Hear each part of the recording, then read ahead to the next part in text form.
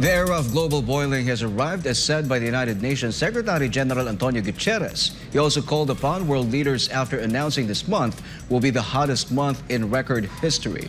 Justine Nazario reports.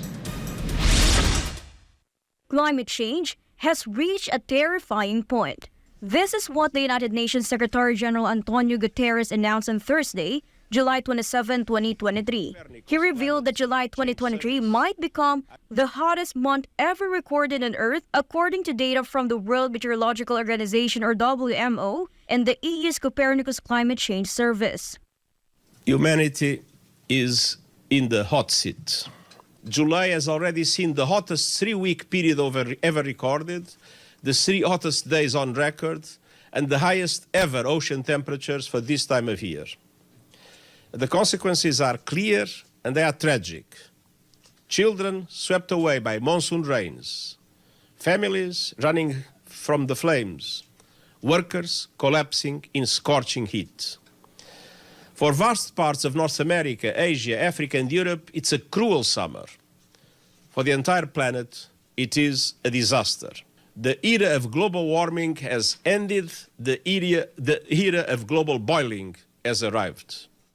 Meanwhile, Carlo Bontempo, the head of Copernicus, shared that the extreme weather experienced in July is a harsh reality of climate change, and it's a glimpse of what to expect in the future, as forecasts suggest that temperatures will continue to be much higher than usual. Meanwhile, WMO Director of Climate Services Chris Hewitt gave a worrying prediction. He said, there's a 98% chance that one of the next 5 years will break the record for the hottest year ever recorded. Hewitt also described conditions this July as remarkable and unprecedented and urged action on climate shock adaptation. We would need to adapt to those heat waves to take care of vulnerable societies or whatever it might be, the environment. So yes, there's a need to adapt to increases in temperature. And then, as you asked in the question, there are other extremes as well, so extremes, flooding, droughts, windstorms.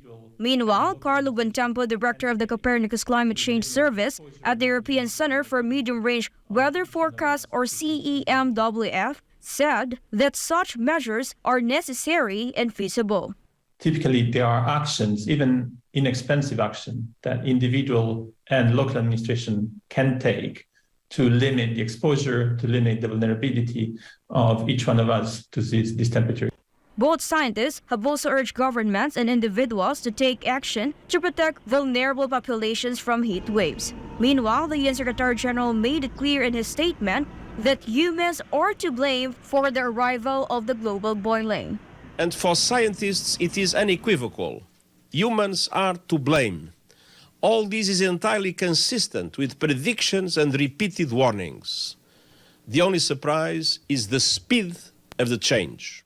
With this, Guterres called upon world leaders to act swiftly and decisively.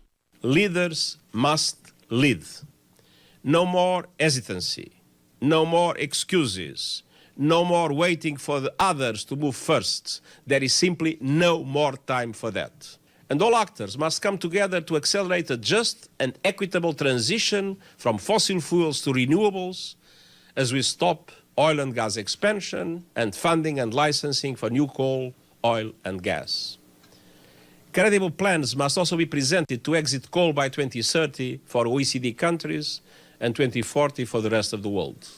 One of the main actions the UN chief called for was to stop using coal in developed countries by 2030 and in the rest of the world by 2040. This step is considered crucial to combat the worsening climate crisis.